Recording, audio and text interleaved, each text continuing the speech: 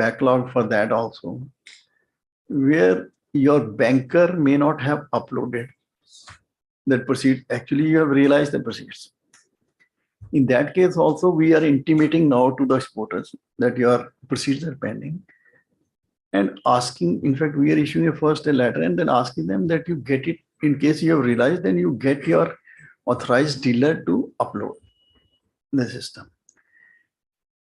In that case, right now, there is no window that you can submit to us some sort of a statement from a banker or EBRC that I have realized you upload. Because in that case, until unless that portal of RBI is uploaded, it will still show outstanding ST. So in that case, the right course is, we would urge you that all of you should take up your banker. If you have already realized it is a case of lethargy, or sometimes it is an old matter, bank is also not interested and they may not be doing. But actually, it is the responsibility of banker. We are also taking up with the RBI this issue, that they should give, wherever export proceeds have been realized, this authorized dealer should upload this. The second issue, which yes, please. So you said prior to 2014. So like say many cases we are getting which are like 2010, 11, 12. So if our statutory auditor gives the annual certificate that only these are, if there are any outstanding pending of those years, will that be sufficient for the custom to then clear those records prior to 2014? Because there are, in most probabilities, very difficult to get these things from the bank. But from a statutory auditor, it is more realistic.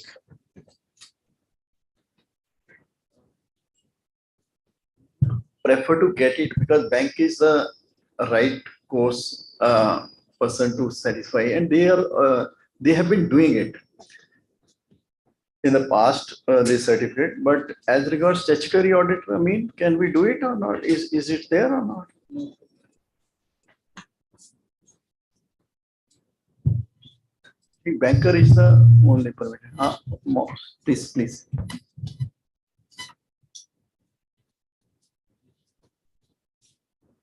Here the problem actually how it occurred. EDPMS in Reserve Bank of India started very long back, almost around 15 years back. They had an online system where the bankers in their systems used to load and it used to be reflected at Reserve Bank of India. It is only in 2014 our systems, like the customs system, started taking the data in bulk, in intervals. It was not an online system of every second getting updated. It was not so. Then we used to get from Reserve Bank of India a 2 months bulk data. Then that data we used to upload. So we started getting those old data in chunks, say 2 months once. Then our system used to take almost 1 month to accept that.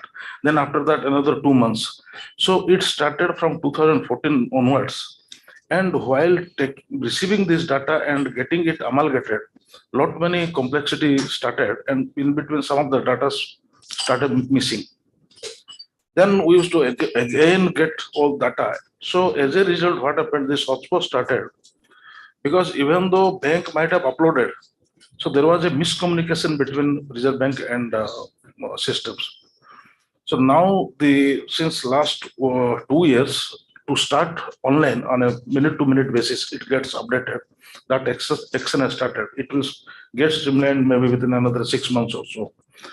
But this old cases, it is not a case of Calcutta. It's a case of all India level. And since a policy level decision has been taken wisely or unwisely at Ministry of Finance level, that unless it gets reflected in the bank, because we detect 100 cases, we have issued SOCO notice in 100 cases. Actually, we find almost around 5-6 cases. It's fraud in the sense there is no realization, and actually book the cases and we realize also. And few cases, or majority of cases, the party brings the data and all shows us, and we close the cases. So there, in between, what has happened? Prior to customs, DGFT started asking exporters to individually upload that in their own system. You all must be knowing. So then customs, what we did, wherever suppose our RBI data was not reflecting, we were taking data from the DGFT module because it is also a government agency. And those cases we are closing. After that, around 10-15% are remaining. There, I think some sort of what our chief commissioner told, you have to pressurize the bank.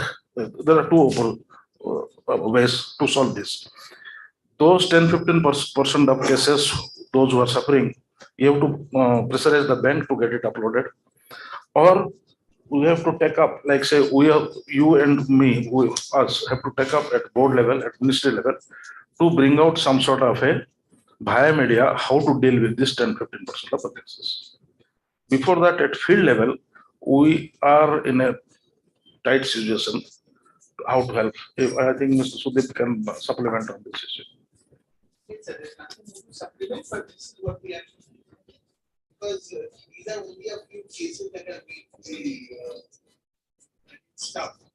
So, and I also know that people at the bank, most of the importers and exporters, they don't go and see the manager of the bank.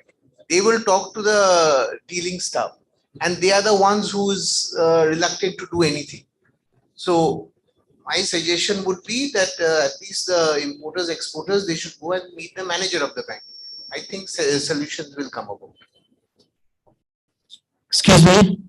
That this is the right time to approach the bank, because I think from our side also there is a push and the matter is being taken up with the RBI. There would be direction from the RBI also to the banks on this issue, because this issue is suddenly emerging as a major issue pan-India everywhere.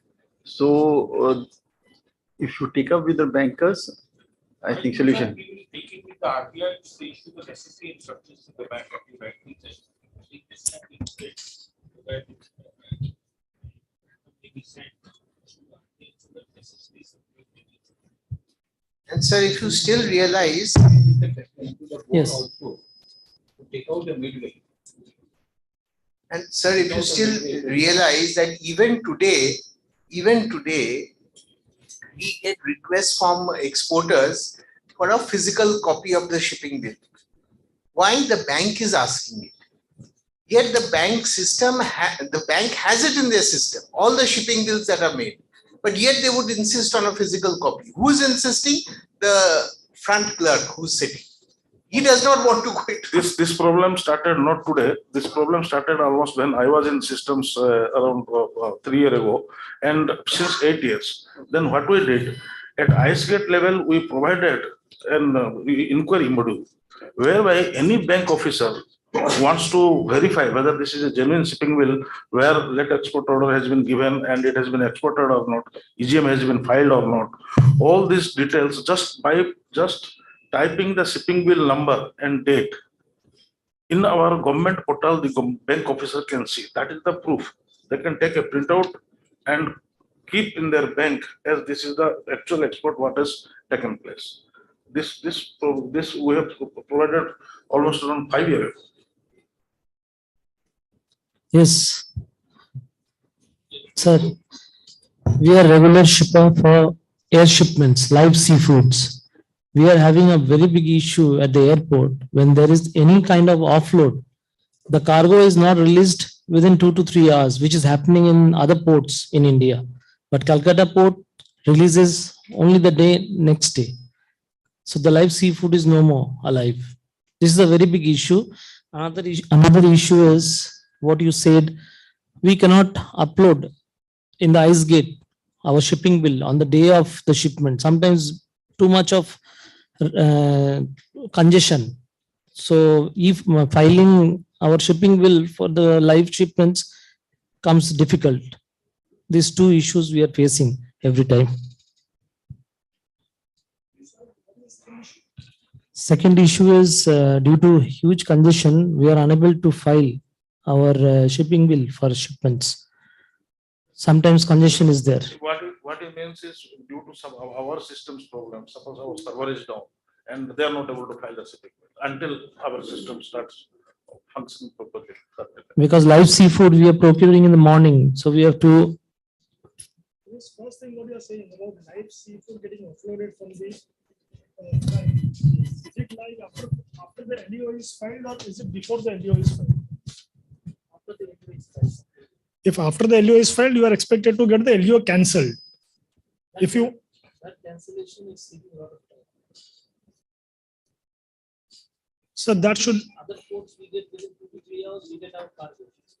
Bombay, Chennai. Okay. Since I think this issue has been raised for the first time, I will get it examined tomorrow and I will find out what is the exact bottleneck, whether the bottleneck is at the system's end or at their end or at our officer's end. Then we will sort it out. can you share your contact number with us? So basically, what is your point towards that? This is a very big issue for our life. 91636. First finish and then we can ask. Some more issues we have to resolve.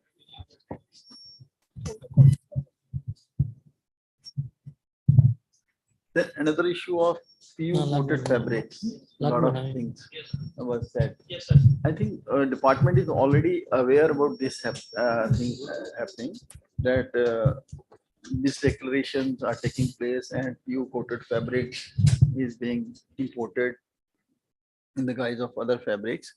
Already our system, our what we talked risk-based management system, NCTC, has already affected this in the system.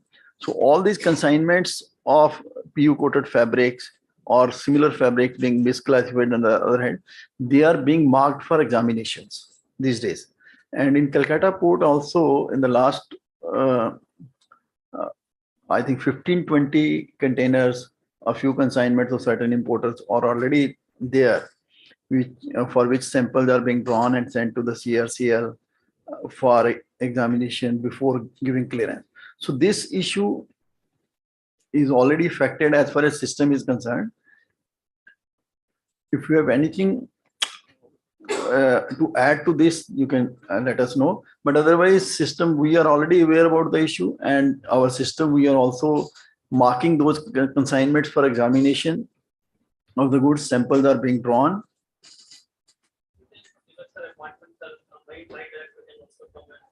Yes. I think Ataur, you can meet anytime. Yes, sir. Ataur Rahman, our commissioner port. Okay. Okay. Thank you so much.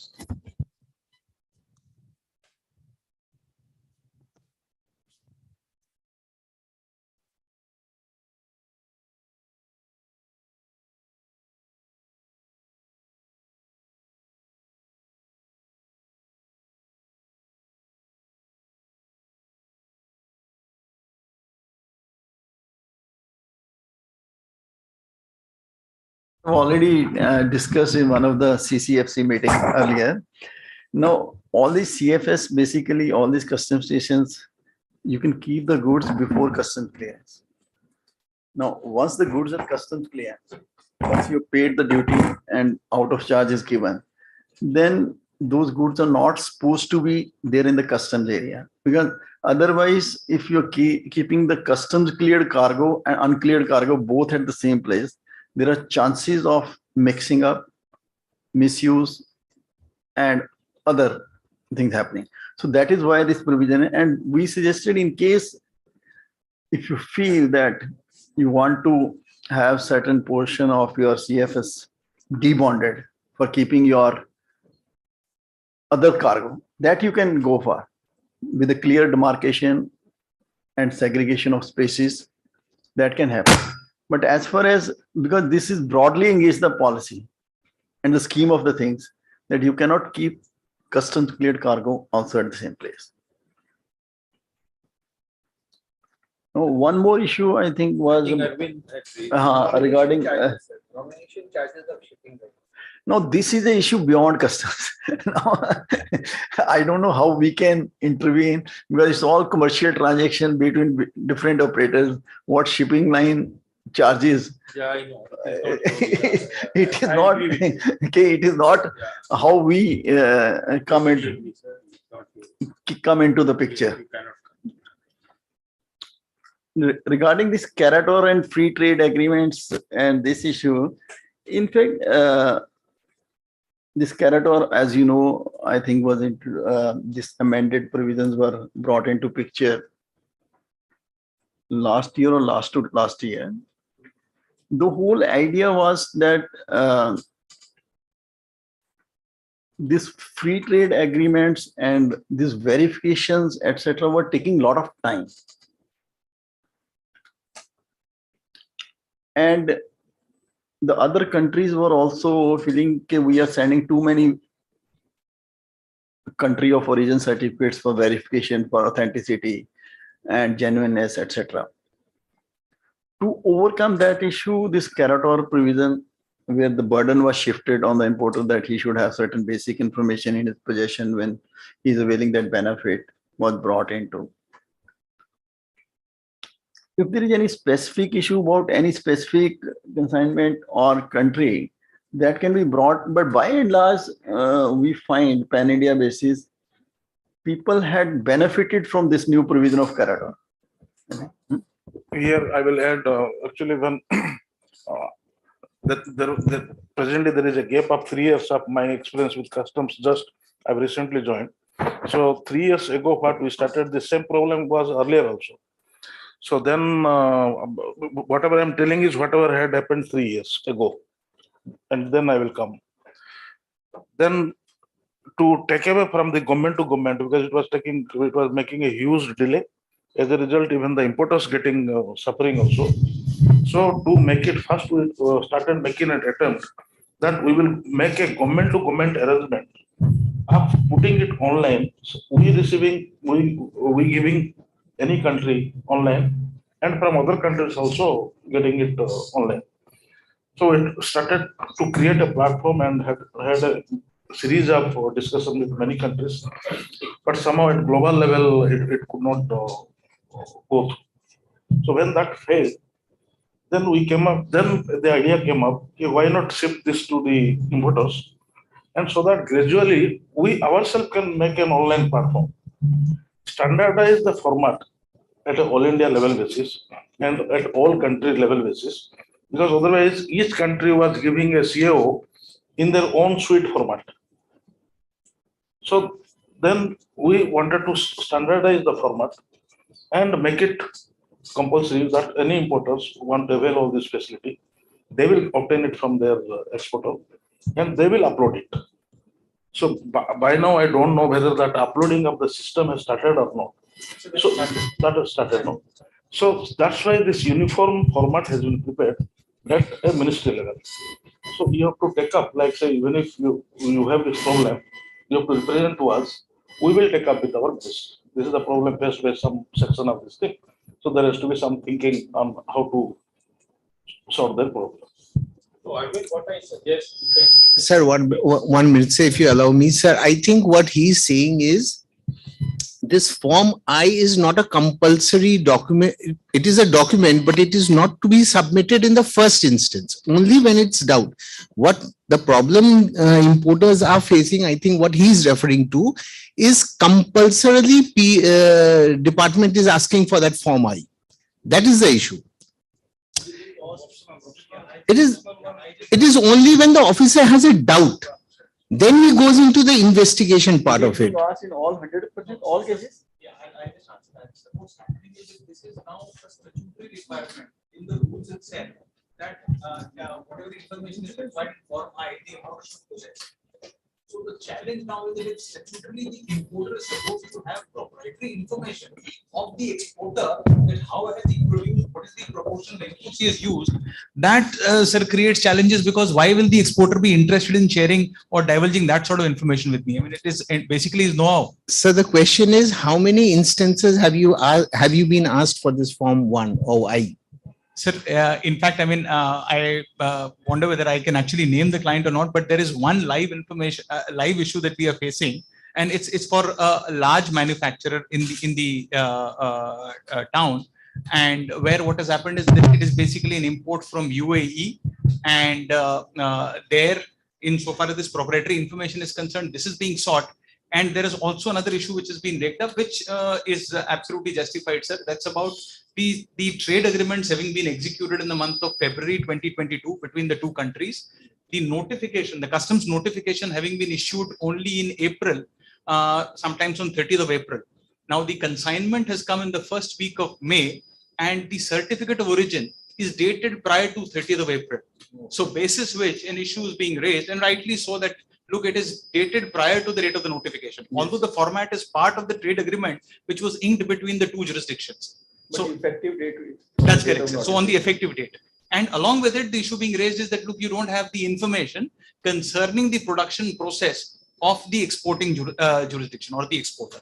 So on the production process, there is actually a genuine difficulty, sir, and which is that, I mean, proprietary information the exporters would not like to share with the importer. In fact, sir, what has happened is that this has also been taken up now with the WTO by some of these exporting jurisdictions, that look, the information which India is asking for in terms of Carotar and in terms of Form I particularly is kind of far overshooting the requirements which would basically meet the origin criteria. I have that article with me. So while, I mean, that is, I'll say, quite a longish ask. You can share that yes. article with us. Yeah. And I think this issue of larger issue, what information is contained in Form I, That's correct, sir. whether the importer can obtain all that information or could possess that all information, that issue is a larger issue which at our level we cannot resolve it.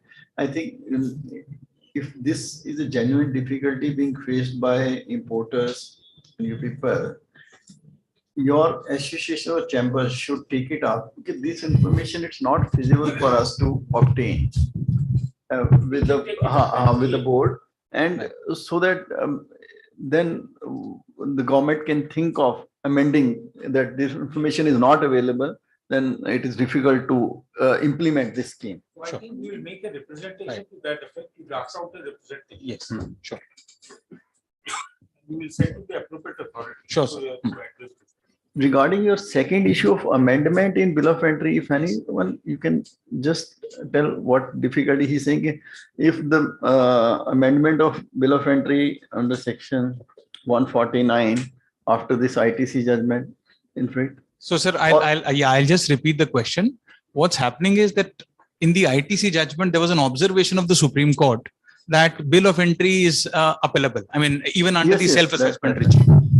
Therefore, wherever bill of entries say an appeal has not been filed within the prescribed period of 60 plus 30 days of condemnation, which is 90 days, there, if the importer is approaching the department for an amendment, which is an alternative prescribed under the Customs Act, but it is a discretionary alternative in the sense that it says the officer concerned may allow amendment to the bill of entry. So there, the officer is invariably taking a position that, look, if you've come after 90 days, then you have actually lost your right of appeal. And in view of the ITC judgment, why should I now exercise my discretion and give you amendment under 149? Sir, in 149, as far as air cargo complex is concerned, bill of entry amendment, there is no time limit prescribed. They can come as and when the amendment is required by the importer. The only thing is that the documents which were there at the present when the import took place has to be there. If it will be more helpful if you can kind of give specifics which place you have got this issue. So, sir, in fact, it is the case that I'm referring to is Customs House, Calcutta only, Strand Road. At the port side or the port side? It is at the port side. Port side. Sir, this also depends on the nature of amendment being sought. See, amendment is something which is going to change the very basis of which the amendment was done. I'm sure it will be difficult for everyone to agree to that, but as I am saying, if this is an amendment which is based on documents which are available at the time the assessment was made, I'm sure that can be looked at. So if there is any specific Sure, sir. Sure, sir. Absolutely. So, in fact, sir, what's happening here is, I mean, it is all relatable with the GST credits also. Since under the GST regime, for me to take credit, bill of entry is the prescribed document. Same. And again, I'm just taking a hypothetical case, sir. If I have imported goods, say under the advance authorization scheme or under the EPCG scheme, and thereafter decide to make good the custom duty foregone because of my failure to fulfill the export obligation, I have to cause either an amendment to the bill of entry or seek a reassessment, because filing an appeal against that bill of entry is out of question. Where, sir, the difficulty again that I'm facing is that, look, it is a question of discretion. Why should I cause that amendment? Because with that amendment, I will be able to claim the GST credit, and without it, I won't be able to claim the GST credits. So it is all intertwined, sir. I mean, the advantage or the disadvantage of everything being integrated. Very well, the point is well taken, so we will take it up. Thank you. I think by and large, we have covered most of the points. If any point is left, then There is one letter which I have seen, I don't know, is in relation to the report of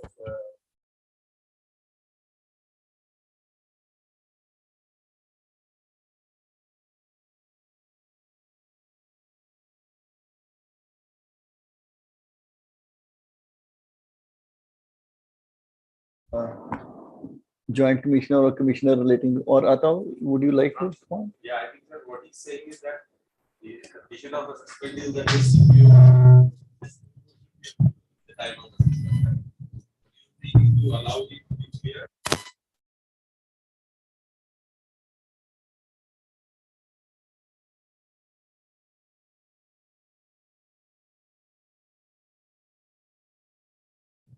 To be at the time of clearance, unless the conditions required for it to be cleared are met, I think that is going to be difficult, but we can still have a look at what the issue is. You can have a meeting with me. Yeah.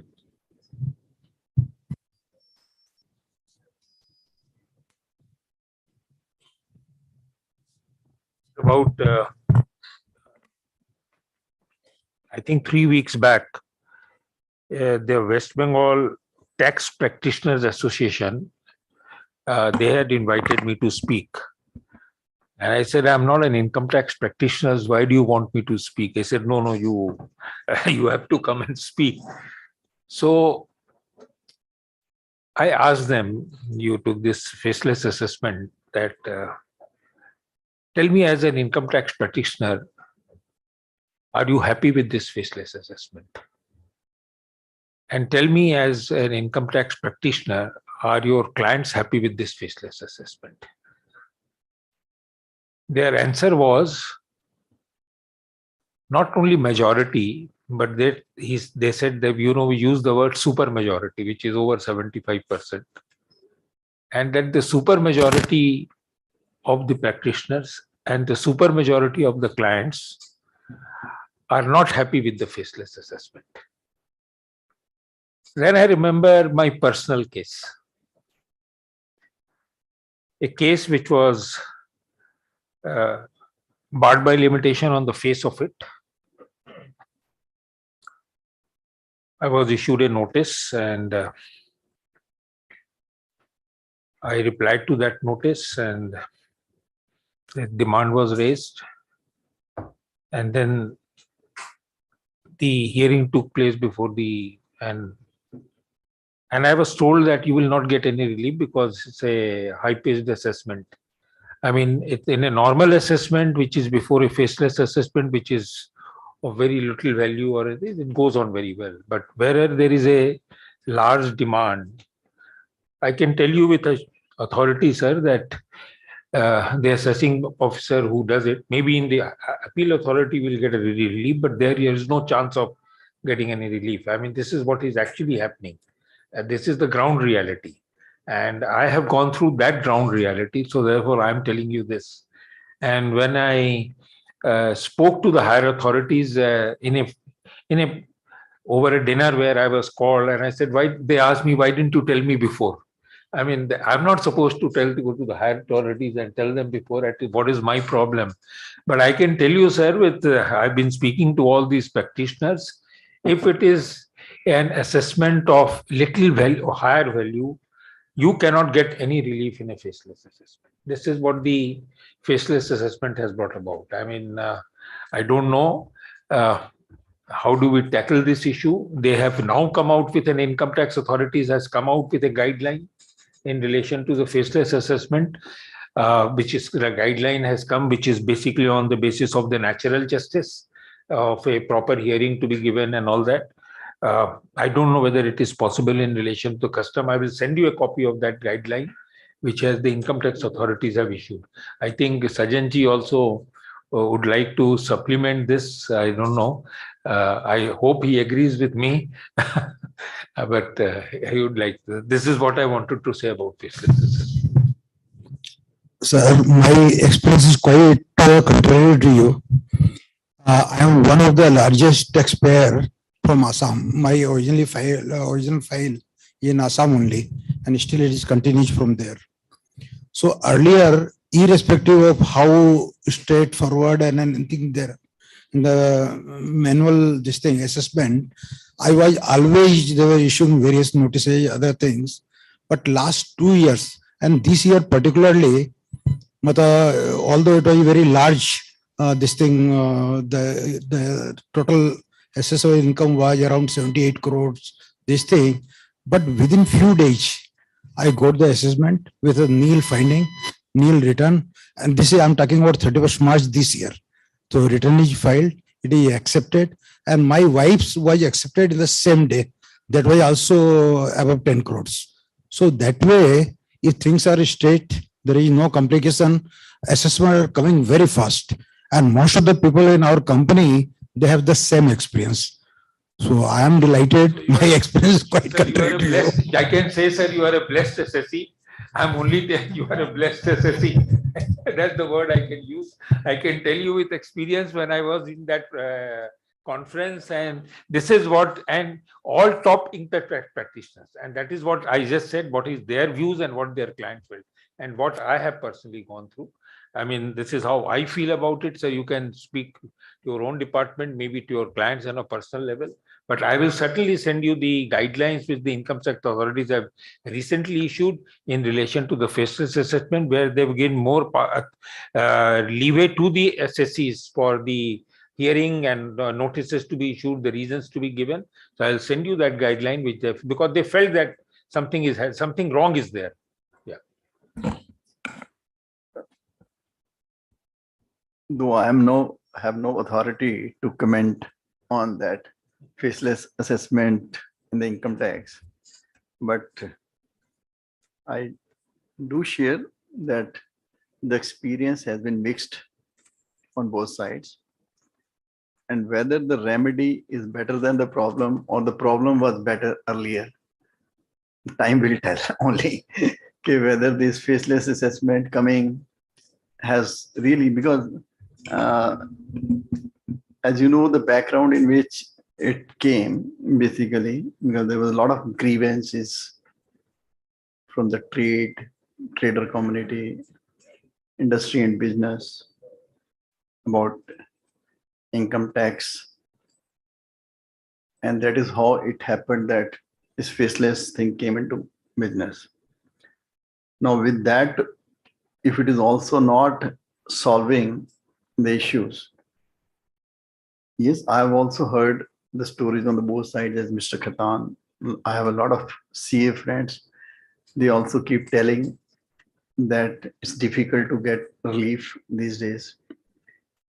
And in one-to-one communication, they were able to explain certain things sometimes. But it's both way. Some people, as Mr. Sajan is saying, they benefited, many of them have benefited also. And but I want for all say, now there seems to be no reversal until unless something major happens. We have to only improve the system. there doesn't seem to be that we can go back to the earlier system. So with time, with passage of as the things will improve, I think this is a new system of assessment, even for departmental officers. Sometimes it's difficult to adjust. Similarly, we also face on the custom side. But by and large, what we feel ki about 70 to 80% of the teething problems have been resolved. But still, delay is one factor which sometimes bothers us also.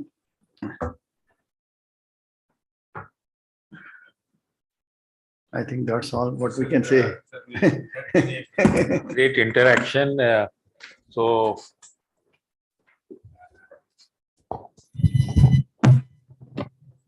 Thank you, Shri Gupta, for your enlightening address.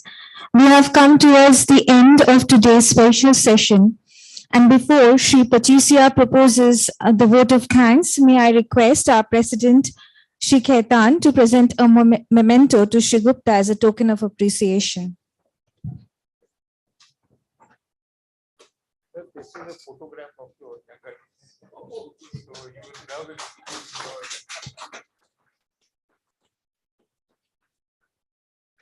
May I now request our Senior Vice President, Shri Naresh Pachesia, to propose the vote of thanks.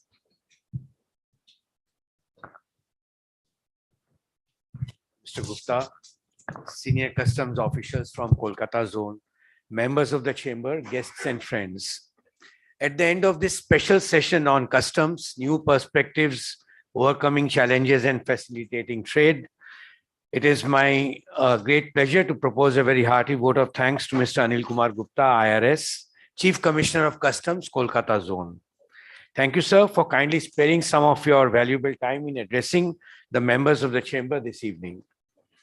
I would also like to thank Mr. Bijoy Vihari Mahapatra, IRS, Principal Commissioner of Customs, Mr. Ranjan Khanna, IRS, Commissioner of Customs, Mr. Ataur Rahman, IRS, Commissioner of Customs, Mr. Pavan Kumar, IRS Additional Commissioner of Customs, Mr. Piyush Katiyar, IRS Joint Commissioner of Customs, and Mr. Sheikh Amin Khan, IRS Joint Commissioner of Customs, for taking time out of their busy schedules and visiting the chamber, and so actively participating in the interactive session. Friends, as the President highlighted in his address, when exports and imports were suffering due to COVID-led disruptions, the support extended by the Customs Department, especially with regard to the trade facilitation measures, were indeed laudable. I am certain that today's session has enabled our members to gain a better understanding on the new perspectives of customs, all the new initiatives. And I would like to wholeheartedly thank Shri Gupta for sharing his valuable thoughts and enlightening observations in this regard, and also for sharing all the new initiatives that the customs has been taking, addressing all the issues put forward by our members individually and the chamber as a whole. Thank you, members, for bringing all the issues to light in a very, very articulated manner. My thanks to all the guests for attending today's session, along with all our members. With these words, I would request all of you to join me in carrying a hearty vote of thanks to Mr. Gupta with appreciative acclamation. Thank you, sir.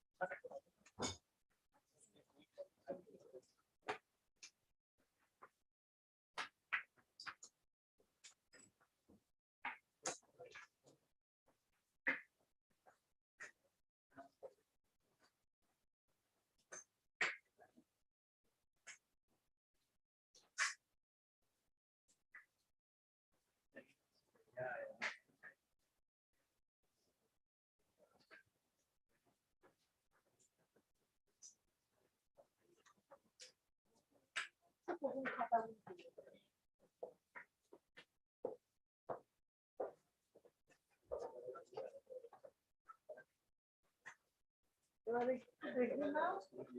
¿Vale?